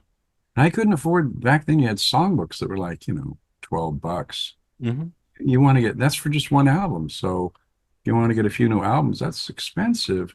So what I would do is I get a pencil and paper in my pocket and I go to a music store to figure out what song I want to learn and like open up, scenes from an Italian restaurant and I just memorize A, C, F sustained, F suspended, whatever, G, B flat over C, whatever. Uh-huh. Put the book back, go outside, write down the chords, go back inside, pick up the Genesis songbook. Okay, go outside, write down the chords. That's So I saved awesome. so much money just by memorizing. And of Yeah. course, today that you can get everything. Right. Everything's so easily accessible at your fingertips. Even Yeah. the tuning app, I have a tuning app for my guitar on my phone. And as soon as you finish tuning your guitar, it says, "Hey, would you like to learn this song?" And they try to teach you it's just such a weird thing, you Up know? until just Yeah. last year, I got the tuning app too, and I've got various things. I've always kept a tuning fork in my guitar kit Oh, because nice. Very tuning cool. fork it to A, and I'd always Yeah. use that. Just hit it once, hit the guitar body, and oh, it's an A, and yeah, yeah. Yeah. Yeah, one funny music story that when I went to college, my dad bought me a 12-string guitar, and he also shipped out my drums to college, which was really generous. Cool. But I wanted to have some guitar, and I got a 12-string. It was this shitty Japanese guitar.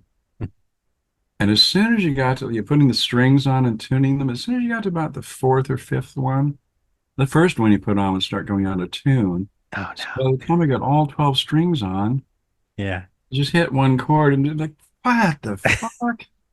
I I ended up leaving it at my uncle's house because I was going to take it outside and smash it against Yeah. the tree. It would never stay in tune, the little machine heads. I had a bass guitar like that. They It was would always terrible. just start tilting on their own. I Uh-huh. could get through 2 bars of one song before this thing would just drive me nuts, man. Oh man, it's I had well, so my cousin had a guitar that was similar, but it was the knobs would stay tight, but the bar that runs inside of the neck of the guitar was just too weak, so it would just kind of bend the more you would tune.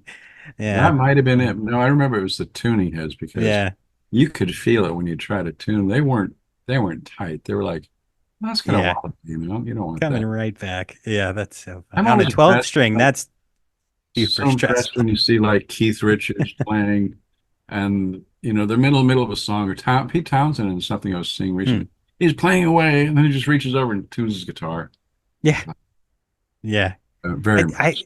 I'm pretty sure I read that he impaled his hand once on his whammy bar, right? I think I read that because he would get going on that Oh my circle, God. circle, and then whop, I'm pretty sure he impaled his hand once on his whammy You ever, bar, from what did I you ever see the read. video of when Keith Moon passed out and they got the replacement drummer from the audience? Oh, I think I did see that. I'm pretty sure I saw that one. Yeah. Pretty crazy, Pete. They're trying to get through a song. Can anybody play drums? Oh man, how cool. Cool stuff. Ginger Baker. There was there was a video I saw from years and years and years ago. They were playing Eric Clapton, Ginger Baker, playing live, and Ginger had these little tiny on his cymbals, these little tiny, The rivets. what are they called? Well, he had one cymbal that had rivets in it. Was it rivets? It had just little rivets on it, rivets, and it was the first time I'd ever seen that. I was young when I saw that, and I was like, this guy is a magician. Like the way his So intensity, good. the way he played, it was just something He was else. my hero in the early 70s growing up, and I would Yeah. listen to his drum solos. And my dad had bought me a double bass Ludwig set, so I was practicing that all the time. And Oh, I felt cool. like I got to see him in concert with Jack Bruce twice Oh yeah. in 1990. And my girlfriend at the time, that was totally not her type of music. Mm, Cream. She mhm. didn't like that at all. Yeah. So what did I do? I booked us not only one concert but two concerts. So she had to see them twice. We went in Hollywood and Ventura to see Ginger Baker and Jack Bruce. And I remember Ginger Baker, he's like 25, 30 years older. He was so fluid and so incredible. But you Mm. could tell he was annoyed by the guitarist, this guy Oh, with okay. frizzy hair, some guy they just got. Yeah. He was dancing around, and yeah, you could just tell that Ginger Baker was not liking this guy. And Ginger Baker's got a cigarette dangling out of his mouth. And at one point, he's doing a drum solo, his arms are moving. He spits the cigarette up, hits it, and it goes right into this guitarist's hair, and the guitarist's playing around. And he's the only one in the whole theater who doesn't know his hair is smoking. It was it Cool. was such a precise move on Ginger Baker. Just toss it, hit it, All right. and it was so beautiful, man. I couldn't. Right. That's a magic moment. It was Man. incredible. I wish somebody Right. filmed it. But, Well, right. Yeah. Pre cell phones in today's world, everyone would yeah. have filmed it. Yeah. Oh man, cool stuff. Well, Mikey, you were about to ask something. I think I cut you off. Did you have a question, bud? No, I was just saying that when I had a really crappy Fender bass when I used to play music, and Mm. it would never keep tune. I had that same kind of thing with the What, heads being all screwed up. Oh, with a yeah. Fender? I'm so Usually surprised. fenders are so solid. Yeah. Wow. I don't know. My grandparents got me like this really cheap bass. I don't remember which one it was, We Oh, and it okay. would never stay tuned. we You should could have form a had band. like a knockoff, a I lookalike think it fender probably for was, sure. honestly. Yeah. They do that sometimes. And then so that same guitar that wouldn't keep tune that my cousin had, the action was so high on that it was just a finger destroyer. You had to push down like a centimeter to get just to the fret. That was a wild thing. My first job as a kid, actually, my first job was working for a moving company in Hong Kong. My second job was drum teacher Oh wow. because I needed beer money for the weekends, Yeah. and I was playing in a lot of rock bands at the time, and because of that, I always had a girlfriend. The Mm. drum was a nice girl. Yeah. There was this kid at this other school, um, who wanted to be hip. So he thought, okay, the way I can do that and get girls is become a drummer. And he asked me if I would teach him drums. And I said, yeah, come over after school every day and $10 a shot, which was in Hong Kong money, it was the equivalent of $1.50 Mm. per hour. But that was enough for me to buy beer for Friday night. the problem was this guy didn't have a prayer in hell. He had no musical bone in his body, and he wanted to become instant Ringo Starr, Ginger Baker, John Bonham, to get the girls to be somebody. But he hadn't put in, the 10 years of practice I had. Mhm. He wanted to get it overnight so he could become popular. And I felt so bad because he's, oh, okay, I'm ready. What do I do? Okay, sit in the chair, do this for 10 minutes straight. Yeah. Yeah. What do you mean? I said, just do that for 10 minutes straight. I'll be right back. And so that's what I had him do. And I'd be downstairs with my mother, and she'd go, aren't you supposed to be upstairs teaching him? And I just go like, Right. I don't know how long it lasted, but Yeah. I found him on Facebook a couple of years ago. I wrote to him and I said, hey, I'm sorry if I didn't pay as much attention as I could have, but it was a rough Oh, that's so funny. road for both of us. Well, you went back and you tried to make it right, I guess. Well, he wrote That's so back and funny. he said, oh, don't worry, it was me. I didn't have a hope. So he There you realized go. that. Yeah, it's all about where you're coming from with music, right? If you're just doing it to get the girl, you might not be in it for the right reason. It's like there was a not doing things for the right reason. When I was teaching makeup, I would do a self intro Mhm. and have all the students to give me an intro and I'd say, what's your name? Where you're from? Why do you want to get into makeup? Yeah. It'd be like, hi, my name is Tammy. I'm from Miami and I really love being creative. Or, my name is Joan. I'm from Dallas and I love movies. Mhm. Okay, that's cool. That'll work. I like movies. I like movie makeup. You get to this one girl, I'm so and so from somewhere, and I want to win an Oscar and have $1 million like Rick Baker. Next, like, what Yeah. are you doing here? But Right. that was her reason for paying 30 grand to join a makeup school. What sort of fucking motivation is that? Right. Oh, Right. passion, maybe. But Right. I looked at her when she gave me that answer. My jaw was like, okay, next, please. Hey, I wonder if she ever won an Oscar. Yeah. Yeah, I think it's you got to do it something, for the right reasons. right? Wholesome motivations, right? Passion. It's such an Yeah. important thing, Anything if you want to be an auto mechanic, if you're passionate about working on car engines, great. Yeah. Passionate about carpentry, Yeah. rocket science, or sculpting or ballet. Yeah. You got to have a passion for it. That's the only way you're going to excel and become good, is because you love it so much that you can't help but be good. Right. Exactly. My 2 cents anyway. No, I love that. I think that's a great perspective. And I appreciate you giving us knowledge today. I think that this has been a really, really cool time. I think we should, because Mikey just messaged me on the chat that he has to go get his kid. Uh-oh. All right. So we are going my to son's about to start. break into the podcast room. We're going to start our wrap up. It's been an hour and 46 minutes. You are an easy person to talk to, Mark. And this was a lot of fun. So You're doing. I gotta yeah, head go out ahead. right Yeah, now. I can wrap up All and right. get the Good to movies. meet you. It was nice meeting you, Mark. It was really a pleasure. You Thank too. you for coming on. Hope to meet you in person sometime. Oh, that'd be amazing. Yeah, that'd be great. For sure. Yeah, Mikey, when I was talking to him the other day, so Mikey is such a fan of horror that he keeps a top 10 list of his favorite effects artists. Now I'm going to say that because he's gone, but it's true. He sent it to me before, and you are high on that list. I was just going to say, and I'm not on it. No, you were high on that list. When I told him we're getting Mark on the show, surprise, he was like, "Holy shit!" and had a little panic attack. So that was pretty cool. That's good. So, yeah, this was really great. I really appreciate it. Me too. Enjoyed it.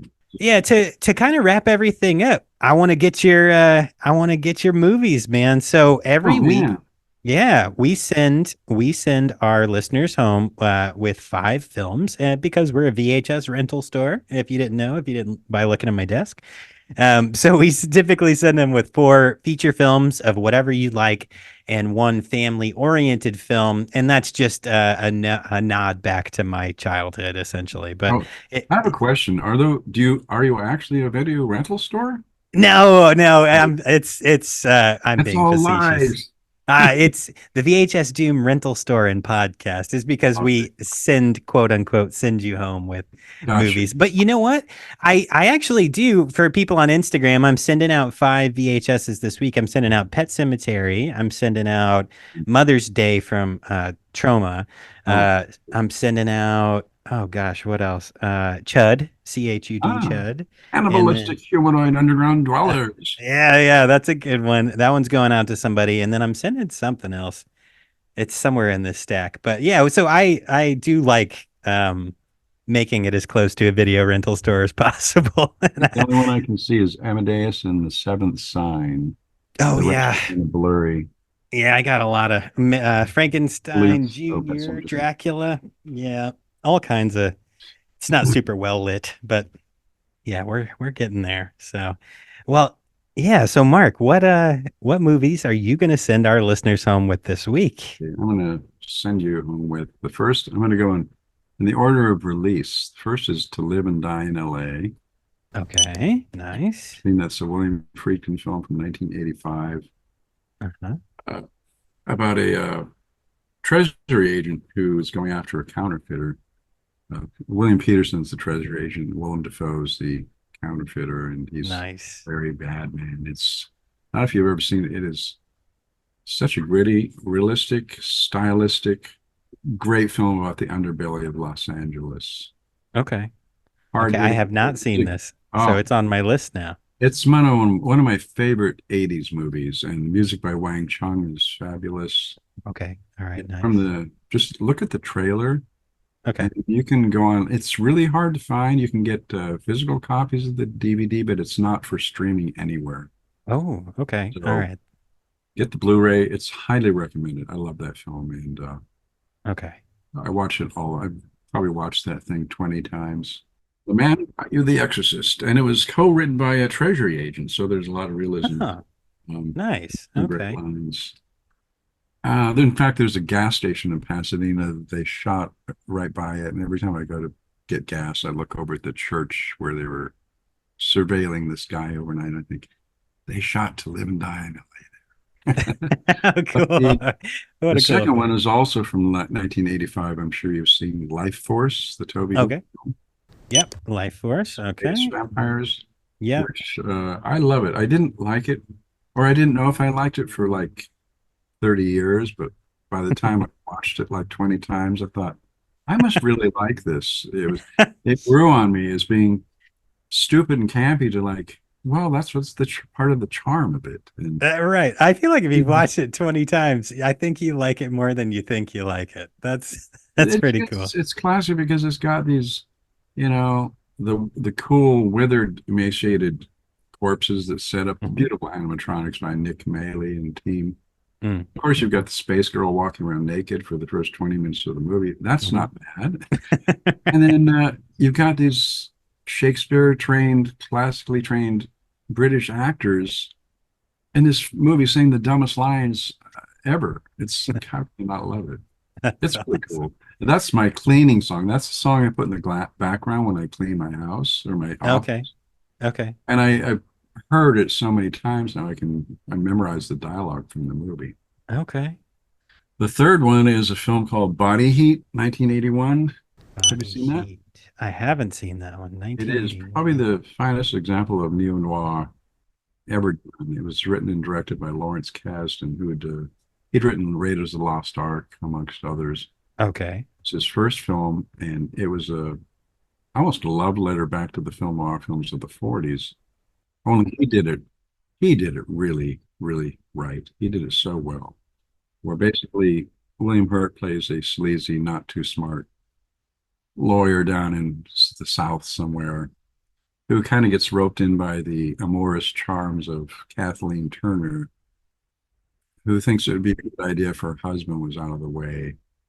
And she kind of suckers William Hurt into killing him. That's not, no spoilers there. That's what film noir is about. Yeah. The thing I love about film noir, this one in particular, is you know that people are going to make bad mistakes, and it's all going to unravel. And it's the fun is watching everything, go to shit for them. Okay. Right. And it's beautifully acted, beautifully shot, beautiful music by John Barry. Body Heat, highly recommended. The All fourth right. one, I don't know if you've seen this, 1955 black and white French film called Les Diaboliques. Does that sound familiar? The title is actually familiar. You can actually Um, go on YouTube and watch it tonight. okay. Le Diabolique, Diaboliques. It's sort of about these two women. One is the husband, one is the mistress of this very abusive French guy who runs a boys' school. Mhm. And again, they think it would be a good idea to get rid of this guy. Which, no spoilers. They do get rid of him, but the thing is, when they dispose of his body and go to put it somewhere else, the body is gone. It's great acting, and it's classic. It's so fun, so Yeah. fun. It's all Yeah. played straight, you know. Excuse me. My family film is The Artist from 2011. You ever see that one? The artist. Who is in that? That It's two sounds French actors plus John Goodman's in it. He's got a small role, and James Cromwell is in it. But it's a French film. It's silent, but it was made in 2011. It was the best film at the BAFTAs and Oscars for the 2012.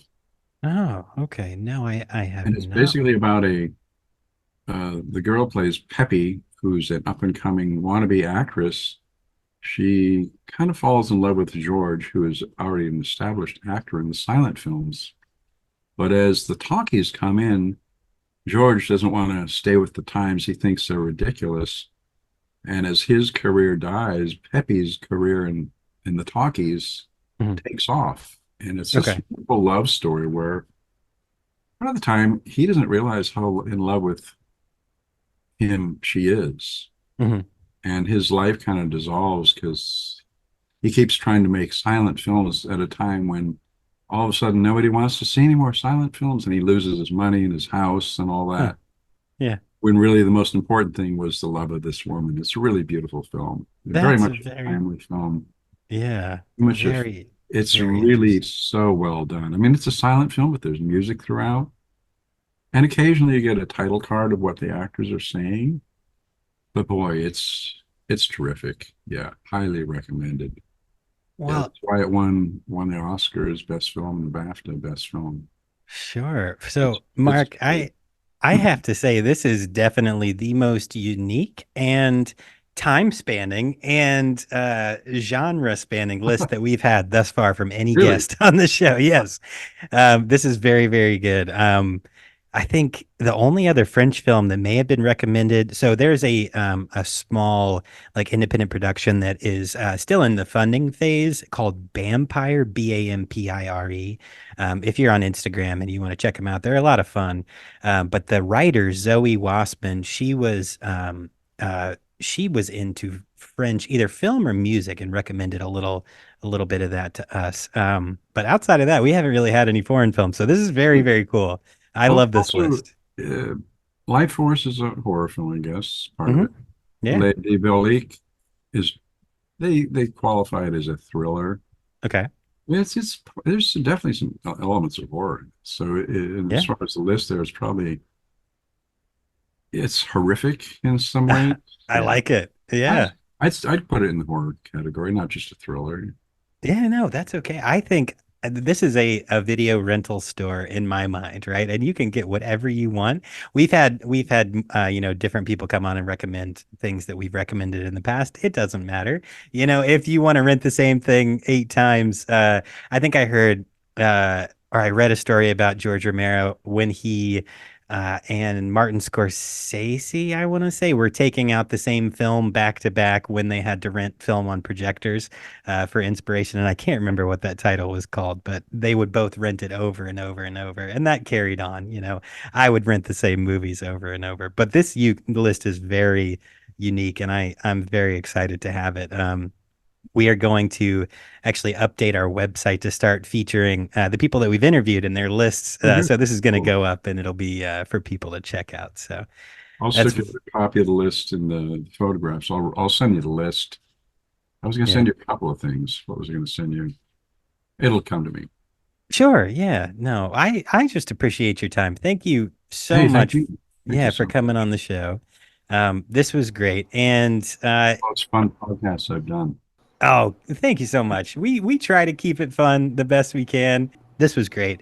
Mikey was super excited. This is a big thing for him, and we appreciate you greatly. Hey, thank you for everything. Yeah, absolutely. If I find myself out in California again, which I was out like Some drinks or earlier dinner. this year, I'll shoot you an email or something. Well, we'll stay in touch, and Yeah. I'll shoot you the list and whatever other links I said I was going to send you. Okay. If you remember, send me an email. If I remember, Yeah, yeah. Um, No, I'll definitely hear it when I go back through and do the edit. Oh, So no okay. worries. yeah, All send right. me an email and jog my memory. All right. Enjoy the rest of your evening, and say hi to that kitty. That was such a cute cat. Sorry she didn't talk throughout the whole thing, but Love right, it. thank you. All right. Bye, guys. See ya. Bye bye.